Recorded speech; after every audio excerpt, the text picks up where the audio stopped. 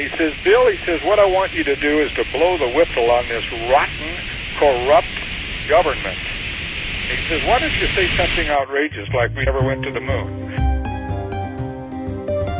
In part A of my debunking of Brian's litany of nonsense, I concluded with the famous missing lem. Only someone incapable or unwilling to think rationally would actually assume that NASA would be so stupid as to forget to keep the lem in two pictures from the same location and then go ahead and publish both pictures for the world to see. These two photos were taken from slightly different locations, and the background looks unchanged because it's the Apennine Mountains, 6 to 10 miles away. There are many examples of similar backgrounds in photos with different foregrounds. Here are a few.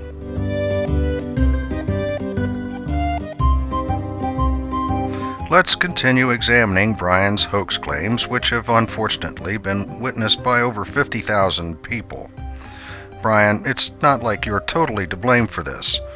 I believe every single one of your claims was just lifted from other conspiracist sites and videos. In fact, some of them have been around for over 30 years and have been debunked countless times, but they persist because of newer members of the conspiracist club who are just now seeing them for the first time. Well, after all, Brian, you're one of them. And in the next week, hundreds more will come flocking to conspiracy videos, watch a few of them, and consider themselves experts now, believing these are recent discoveries which discredit the Apollo program.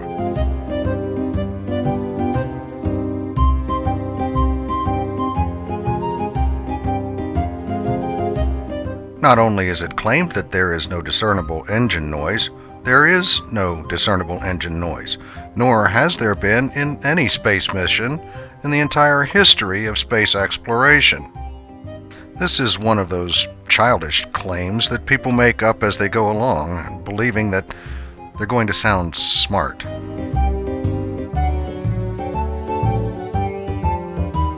There are numerous photographs showing clear striations in the regolith from the descent module's exhaust. Brian's choice of photo here is, of course, not one of them. Just saying there aren't any does not make them go away.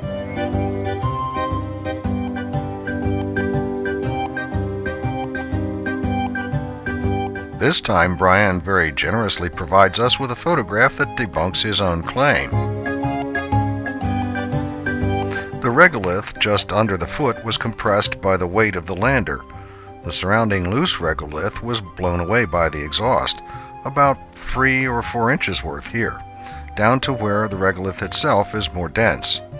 There's your crater, and it's all one should expect. Nor should there be appreciable dust on the footpad, as it was blown away with enough force that almost all of it would have gone far past the pad. Why? Because there's no air to slow it down. Incidentally, notice the predominant angle of all these subtle ridges.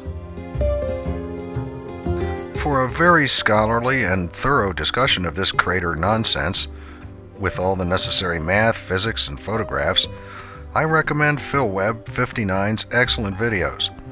The links are in the sidebar. Don't be scared away by his title music.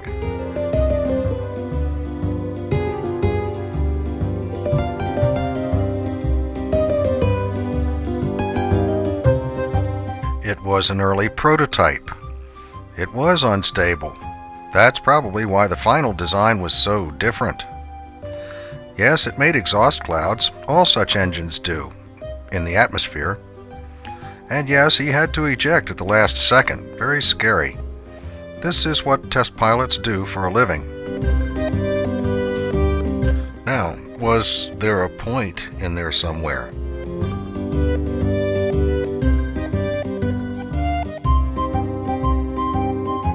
I'm not quite sure what you mean, but I chose this example of John Young taking a picture of Charlie Duke while standing next to the rover while it was doing video at the same time. I like this example because John actually tells us when he took the picture. Ironic, too, because later on in this video, Brian claims that all the photographs from the Apollo missions were just too perfect.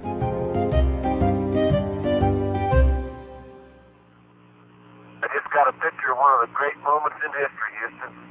How's that?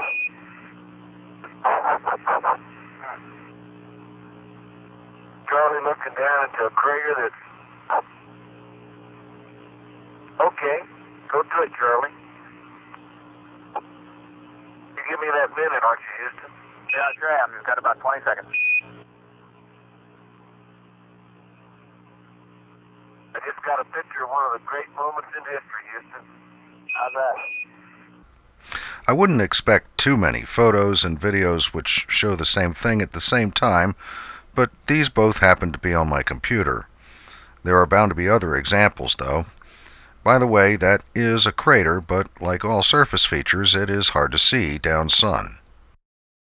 Here's another photo that happened to be on my computer, and there's the rover, which is taking a video at the same time. These aren't from the same angle, but if you analyze it, you'll see that they do match.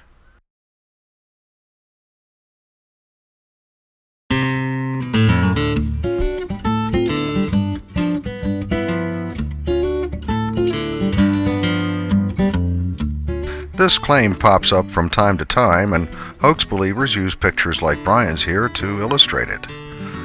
This picture is directly from the Apollo photo library. In order to make their point a little better, conspiracist truth seekers use altered versions of the originals. Hoaxers claim this fall-off effect proves a spotlight was used. Here we see one used by Jarrah White. Again, it's not the original, and the darkness and contrast enhancements are an attempt to mislead. I've made a video dealing with this fall-off in enhanced photos, in which I show many examples of pictures which show no such effect. In fact, the vast majority of photos and videos show no significant fall-off at all.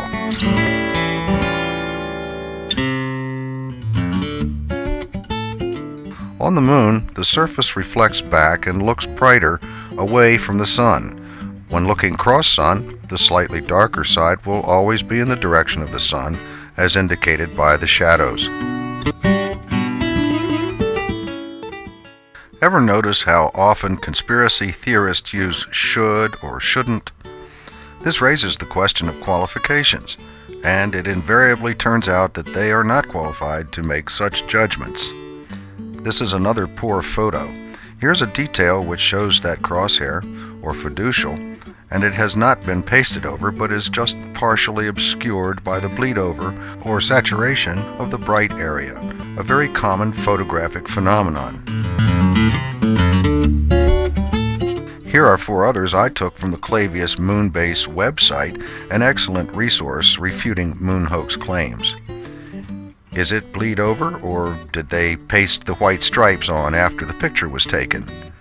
Has any hoaxer ever asked the question, why would they paste things on after the photo was taken?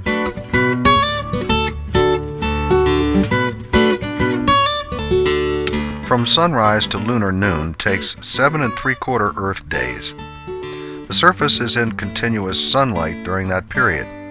It takes that long for temperatures to reach their maximum. Cameras are exposed to the sun for only a couple hours at a time. They have reflective covering, they are often in the astronaut's shadow, and they are constantly being turned so the sun doesn't always strike one side.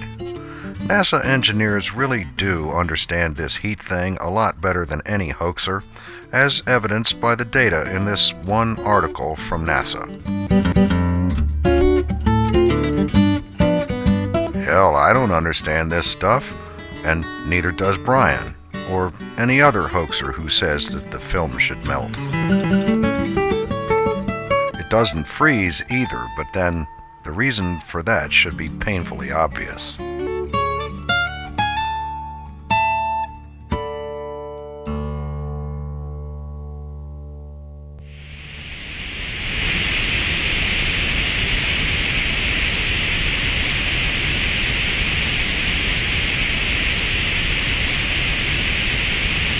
Say something outrageous.